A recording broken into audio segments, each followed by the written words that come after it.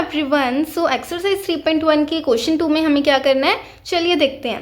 On comparing the ratios a1/a2, b1/b2 and c1/c2। तो हमें ये जो लीनियर इक्वेशंस गिवन है इनमें हमें रेशियोज को कंपेयर करना है एंड क्या फाइंड करना है, find out whether the lines representing the following pair of linear equations intersect at a point are parallel or coincident। तो हमें ये फाइंड करना है जो लीनियर इक्वेशंस जैसे कि हम जानते हैं वो ग्राफ पर लाइंस को रिप्रेजेंट करती हैं। तो हमें ये फाइंड करना है ये जो हमें लीनियर इक्वेशंस का पेयर गिवन है ये कौन सी लाइंस को रिप्रेजेंट करेंगी ग्राफ पर, इंटरसेक्टिंग लाइंस, पैरेलल लाइंस या फिर कोइंसिडेंट लाइंस। तो चलिए स्टार्ट करते हैं। सो हम रेशियोज को कंपेयर करके ये कैसे पता करते हैं कि लाइंस कैसी हैं, ये मैं आपको फिर से बता देती हूँ। तो यहाँ पे मैंने पेयर ऑफ लीनियर इक्वेशंस की स्टैंडर्ड फॉर्म लिख रखी है। तो फर्स्ट केस होता है हमारे पास जब a1/a2 इक्वल ना हो b1/b2 के। तो इसका मतलब जो लाइंस हैं लीनियर इक्वेशंस की वो इंटरसेक्टिंग बनेगी। तो इंटरसेक्टिंग लाइंस है यानी कि इनका एक कॉमन पॉइंट होगा जहाँ पे ये दोनों एक दूसरे को टच कर रही होंगी। तो क्योंकि एक कॉमन पॉइंट होगा तो इसका मतलब इनका एक कॉमन सॉल्यूशन निकलेगा या फिर जिससे हम यूनिक सॉल्यूशन भी कहते हैं। बट यहाँ पे हमसे इस क्वेश्चन में सिर्फ यही पूछा है कि लाइंस कैसी होंगी। तो यहाँ पे अब हम सिर्फ लाइंस की बात कर लेते हैं। सेकेंड केस होता है हमारे पास जब a1/a2 इक्वल हो जाए b1/b2 के एंड इक्वल हो जाए c1/c2 के। तो इसका मतलब लाइंस कोइंसिडेंट होंगी। जैसे कि मान लो ये फर्स्ट इक्वेशन के लिए लाइन जो है ऐसी बनी है एंड इसी के ऊपर सेकंड इक्वेशन की लाइन भी बन गई। तो इसका मतलब कॉमन ही कॉमन पॉइंट होंगे एंड अगर कॉमन पॉइंट हमें देखने को मिलेंगे तो इसका मतलब है इन्फिनेटली मैनी सॉल्यूशंस होंगे। थर्ड केस में जब a1/a2 इक्वल हो जाए b1/b2 के बट वो इक्वल ना हो c1/c2 के। तो इसका मतलब है लाइंस पैरेलल बनेंगी, ठीक है। एंड अगर लाइंस पैरेलल बनेंगी तो इसका मतलब है कोई भी कॉमन पॉइंट नहीं होगा जहाँ पे ये दोनों लाइंस एक दूसरे को टच कर रही होंगी एंड इसका मतलब है यहाँ पे इस केस में पेयर ऑफ लीनियर इक्वेशंस का नो सॉल्यूशन बनेगा। सो अब हम अपना फर्स्ट पार्ट सोल्व कर लेते हैं। तो फर्स्ट पार्ट में हमारे पास ये फर्स्ट इक्वेशन है एंड ये सेकेंड इक्वेशन है। अब हम यहाँ से a, b एंड c की वैल्यूज फाइंड कर लेते हैं। सबसे पहले a1 की वैल्यू क्या होगी, तो हमारे पास स्टैंडर्ड फॉर्म ये होती है a1x plus b1y plus c1 equal to 0। यहाँ पे कोफिशिएंट ऑफ x a1 है तो यहाँ पे कोफिशिएंट ऑफ x क्या है, 5 है। तो यहाँ पे a1 की वैल्यू 5 हो जाएगी। नेक्स्ट b1 की वैल्यू क्या होगी हमारे पास, कोफिशिएंट ऑफ y यानी कि -4 है एंड c1 की वैल्यू 8 हो जाती है। नेक्स्ट a2 की वैल्यू सेकंड इक्वेशन में से फाइंड कर लेते हैं। यहाँ पे कोफिशिएंट ऑफ x 7 है तो यहाँ पे a2 की वैल्यू 7 हो गई एंड b2 की वैल्यू कोफिशिएंट ऑफ y यानी 6 एंड c2 की वैल्यू -9। तो रेशियोज को कंपेयर करने के लिए हम क्या करेंगे, a1/a2, b1/b2 एंड c1/c2 की वैल्यूज निकालेंगे। तो यहाँ पे a1/a2 यानी कि 5/7, b1/b2 यानी कि -4/6, c1/c2 यानी कि 8/-9।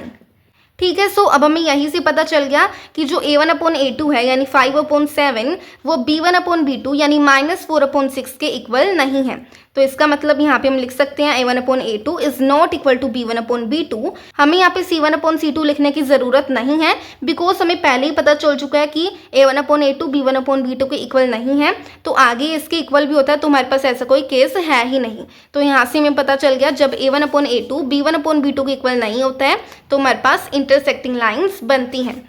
सो यहाँ पे हमारे पास फर्स्ट पार्ट में क्या आंसर है इसका, इंटरसेक्टिंग लाइन्स। यानी कि फर्स्ट पार्ट में जो हमें pair of linear equations given है उसको ग्राफ पर रिप्रेजेंट करने पर इंटरसेक्टिंग लाइंस बनेंगी। अब हम अपना सेकंड पार्ट सोल्व कर लेते हैं। सो यहाँ पे सेकंड पार्ट में ये हमारी फर्स्ट इक्वेशन है एंड ये हमारी सेकंड इक्वेशन है। अब हम यहाँ पे भी a, b एंड c की वैल्यूज फाइंड कर लेते हैं। सबसे पहले a1 की वैल्यू क्या होगी, फर्स्ट इक्वेशन में से कोफिशिएंट ऑफ x यानी कि 9, b1 की वैल्यू क्या होगी, कोफिशिएंट ऑफ y यानी कि 3 एंड c1 यानी कांस्टेंट टर्म की वैल्यू हो जाएगी 12 एंड a2 की वैल्यू सेकंड इक्वेशन में से क्या होगी, कोफिशिएंट ऑफ x यानी कि 18, b2 की वैल्यू होगी कोफिशिएंट ऑफ y यानी कि 6 एंड c2 की वैल्यू होगी 24। अब हम यहाँ से a1/a2, b1/b2 एंड c1/c2 की वैल्यूज फाइंड कर लेते हैं।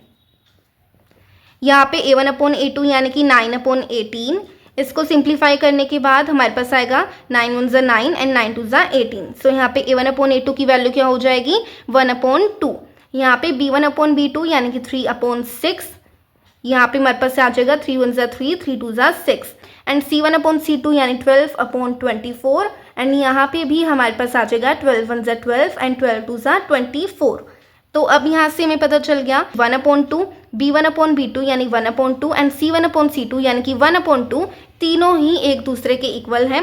एंड जब हमारे पास ये वाला केस होता है तब लाइंस कौन सी बनती हैं? Coincident lines. तो इस सेकंड पार्ट का आंसर हो जाता है हमारा कोइंसिडेंट लाइंस, यानी कि इस सेकंड पार्ट में जो हमें pair of linear equations given है इनकी लाइंस को ग्राफ पर रिप्रेजेंट करने पर कोइंसिडेंट लाइंस बनेंगी। अब हम अपना थर्ड पार्ट भी देख लेते हैं। सो यहाँ पे थर्ड पार्ट में हमारे पास ये फर्स्ट इक्वेशन है एंड ये हमारी सेकंड इक्वेशन है। तो यहाँ से हम सबसे पहले a1, b1 एंड c1 की वैल्यू निकालेंगे। सो फर्स्ट इक्वेशन में से कोफिशिएंट ऑफ x 6 है, यानी a1 की वैल्यू 6 है, b1 की वैल्यू -3 है एंड c1 की वैल्यू 10 है। अब a2, b2 एंड c2 की वैल्यू भी फाइंड कर लेते हैं। सेकेंड इक्वेशन में से a2 की वैल्यू 2 होगी, b2 की वैल्यू माइनस एंड इसके साथ कुछ नहीं है तो इसका मतलब माइनस का 1 होगी एंड c2 की वैल्यू 9 होगी। अब हम यहाँ से रेशियोज को कंपेयर कर लेते हैं। a1/a2 की वैल्यू निकालेंगे, b1/b2 की वैल्यू निकालेंगे एंड c1/c2 की वैल्यू निकालेंगे। a1/a2 यानी 6/2, सो 2 1 ज़ा 2, 2 3 ज़ा 6, b1/b2 यानी कि -3/-1, माइनस माइनस आपस में कैंसिल हो जाएंगे एंड हमारे पास b1/b2 की वैल्यू 3 हो जाएगी। c1/c2 यानी 10/9। तो यहाँ से हमारे पास हमें पता चल रहा है 3/1 इक्वल है 3/1 के, बट वो इक्वल नहीं है 10/9 के। तो इसका मतलब यहाँ पे कौन सा केस बन रहा है हमारा? a1/a2 b1/b2 के तो इक्वल है बट वो c1/c2 के इक्वल नहीं है। तो यहाँ से हमारे पास कौन सी लाइंस बनेंगी? Parallel lines. तो यहाँ पे हमारे पास थर्ड पार्ट का आंसर हो जाता है पैरेलल लाइंस। सो ऐसे करके हमने ये वाला अपना क्वेश्चन 2 भी कंप्लीट कर लिया है। Thank you for watching this video guys. अगर आपको ये वीडियो थोड़ी सी भी हेल्पफुल लगी हो so like share and subscribe जरूर कीजिएगा।